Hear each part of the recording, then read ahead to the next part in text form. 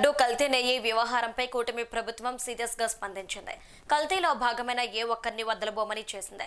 ఇక ఇది కేవలం డబ్బు కోసం కక్కుర్తిపడిన వ్యవహారం కాదని, ఇందులో స్పష్టమైన కుట్ర ఉందని సీఎం చంద్రబాబు ఆరోపించారు.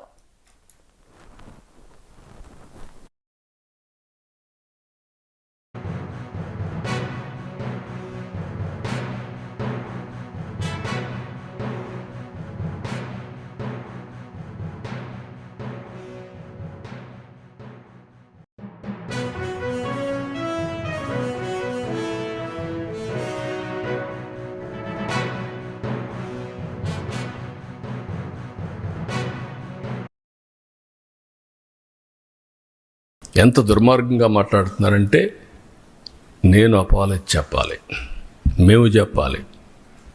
రెండోది, బూతులు తిడితే కూడా భరించాలి. అంటే మీకు రాజ్యాంగం పైన గౌరవం లేదు. ముఖ్యమంత్రి కానీ, డిప్యూటీ సీఎం కానీ, ప్రభుత్వ అధినేతలు అంటే లెక్కలేతనం. ఎక్కడికక్కడ మీ ఇష్టానుసారంగా రౌడీజం చేయాలి. రౌడీజం చేసి మీరు అనుకునిందే వాస్తవాన్ని ప్రజలు మెప్పించాలి అంటే అంత నిస్సహాయంలో మేమందరం. అందుకే నేను అందరికీ పిలిపిస్తున్నా. ఇది చూసిన తర్వాత ఎక్కడ కూడా సిబిఐ రిపోర్ట్లో ఇది కల్తీ లేదని ఎక్కడా చెప్పలేదు.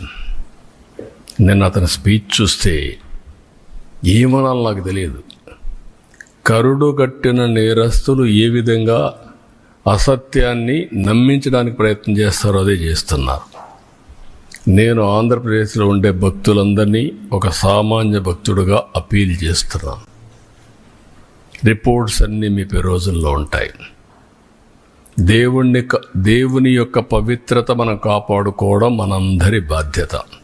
ఫండమెంటల్గా ప్రతి ఒక్కరు, విశ్వాసం ఉండే ప్రతి ఒక్కరు దేవుణ్ణి దర్శనం చేసుకోవడమే కాదు, దేవునికి అపచారం జరిగినప్పుడు, అపవిత్రం జరిగినప్పుడు ఎవరైనా సరే ముక్త కంఠంతో ఖండించాల్సిన బాధ్యత మన పైన ఉంది.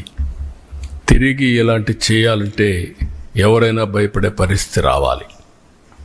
ఈరోజు అందుకనే మేము ముగ్గురం కూర్చున్నాం. ఇది ఇంతటితో వదిలిపెట్టే సమస్య లేదు. ఏదైతే అపవిత్రత జరిగిందో భగవంతుడే మాకు ఈ సంకల్పాన్ని ఇచ్చాడు.